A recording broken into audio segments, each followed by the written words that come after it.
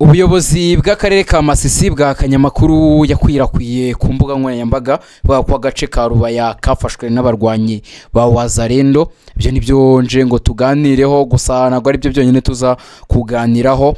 Nyuma y'iminsi myinshi abanyeshuri b'Abanyekongo bari baraheze mu mijyi ya Kamembe na Gisenyi mu Rwanda kubera ingamba zo gukaza n'igenzura ku mipaka hagati y'u Rwanda na Repubulika Iharanira Demokarasi ya Kongo zafashwe kubera icyorezo cya Ebola. Ubuyobozi bwa M23 n'inzego z'u Rwanda bwatangaje ko abanyeshuri bemerewe gusubira mu gihugu cyabo guhera kuri uyu wa kabiri.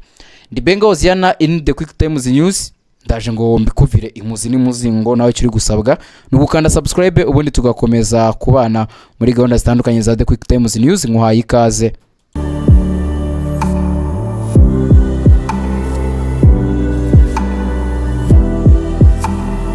Bw'akarere ka Masisi bwahakanye amakuru yakwirakwiye ku mbuga nkoranyambaga yavugaga ko agace ka Rubaya kafashwe n'abarwanyi ba Wazalendo.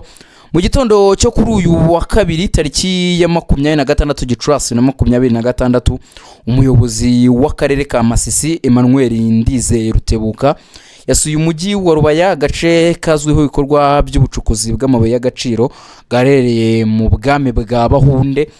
Muri uruzinduko yagiranye ibiganiro n'abaturage mu nama rusange yabereye hagati muri aka gace, aho yaraherekejwe n'abayobozi batandukanye ba Alliance Fleuve du Congo, Mouvement 23 cyangwa se AFC M23. Ubutumwa yahaye abaturage Emmanuel Ndize Rutebuka yabijeje ko hari ingamba zikomeje gufatwa kugira ngo umutekano ukomeze kubungabungwa no gukomeza ituze muri aka gace ka Rubaya. Avugira abayobozi ba M23 ku rwego rw'intara yasabye abaturage gukomeza ubufatanye n'inzego z'umutekano ndetse n'ubuyobozi bw'inzego z'ibanze mu rwego rwo gukomeza gushimangira amahoro n'umutekano. Bavuga ko byagaruwe n'ibikorwa by'ingabo za ARC, Armée Révolutionnaire du Congolais, nk'uko byatangajwe n'ubuyobozi bw'ako gace. Rubayira cyari mu maboko ya Alliance Fleuve du Congo, Mouvement 23 cyangwa se AFC M23, ndetse ibikorwa by'imibereho n'ubukungu bikaba bikomeje nk'ibisanzwe mwituze n'umutekano.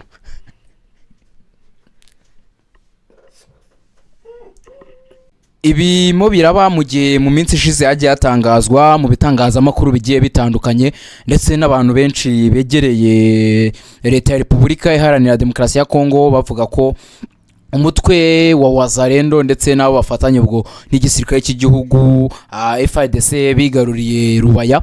Rubaya nta gace kagungahaye cyane ku mabuye y'agaciro, dore ko kabamo 15% bya korota icukurwa ku isi hose.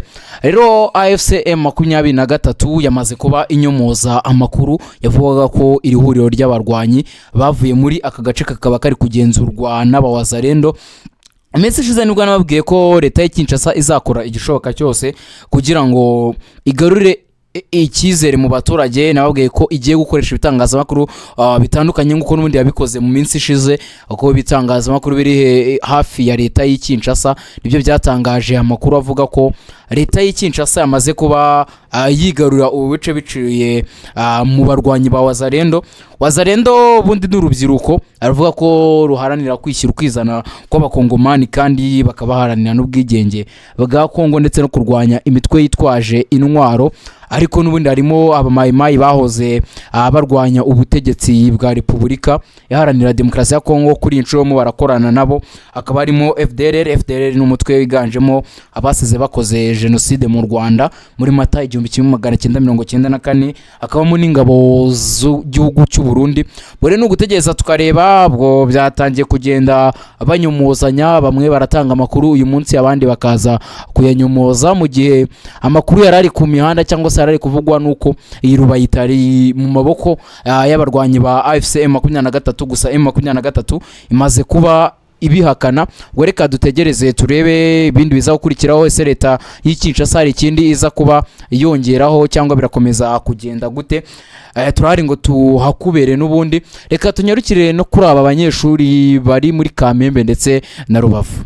aho nyuma y'iminsi myinshi abanyeshuri b'abanyekongo bari baraheze mu mijyi ya Kamembe na Gisenyi mu Rwanda kubera ingamba zo gukaza igenzura ku mipaka hagati y'u Rwanda na Repubulika Iharanira Demokarasi ya Kongo zafashwe kubera icyorezo cya Ebola. Ubuyobozi bwa M23 n'inzego z'u Rwanda bwatangaje ko abanyeshuri bemerewe gusubira mu gihugu cyabo guhera kuri uyu wa kabiri.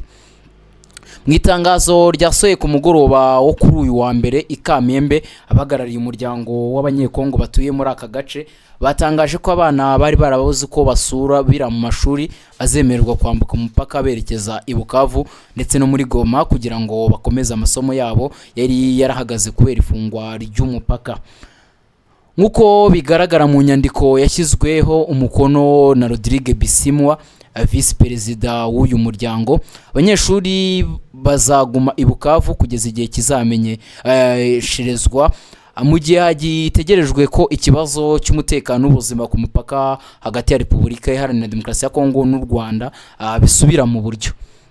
Icyemezo kije nyuma y'iminsi myinshi y'impungenge mu miryango y'abanyekongo ituye hagati ya Bukavu na Kamembe, ababyeyi, abanyeshuri n'imiryango itegamiye kuri leta bakomeje gusaba igisubizo cy'ubutabazi kugira ngo abana basubire mu mashuri.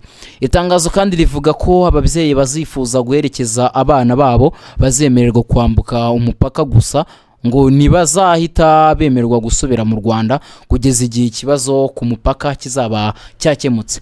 Abahagarariye umuryango w'abanyekongo bashimiye ubwumvikane n'ubwihutirwe bw'inzego z'impande zombi mu gushaka ikibazo cyabaye ikimenyetso cy'ingorane abaturage b'ibihugu bihana imbibi bahura nazo mu gihe cy'amakimbirane cyangwa ibihe bidasanzwe nk'ibyo Repubulika Iharanira Demokarasi ya Kongo irimo bijyanye na icyorezo cya Ebola. Ebola n'uyo mu bwoko bwa bundi buryo. Ebola yaherukaga mu mwaka wa 2007-2008 ubwo yagaragaraga mu gihugu cya Uganda.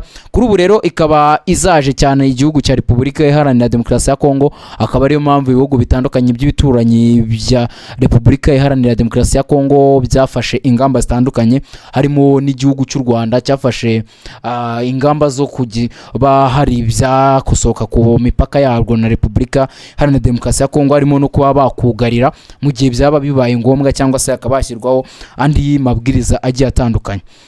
Aho nuko nguko bimeze, abanyeshuri rero bagiye gufashwa gusubira muri Repubulika Iharanira Demokarasi ya Kongo. Ubwo n'aba Abanyarwanda bari hariya nabo birumvikana bashobora kuba bakoroherezwa uburyo bwo kuza, ndetse n'abandi biga muri Repubulika Iharanira Demokarasi ya Kongo b'Abanyarwanda batari abanyekongo, byose no gutegereza tukaza kureba uburyo ibintu biba bimeze. In the quick times news, ndi Benga Oziana, turi hano ngo tuguhe amakuru meza kandi agezweho. Nawe turagusaba gukanda subscribe kugira ngo ujye ukomeza ukurikira amakuru meza agezweho kandi yakurikiranire ku gihe. Amahoro n'imigisha Nyagasani atanga bikomeze bane namwe, gahunda za The Quick Times News zikomeze zibanogere.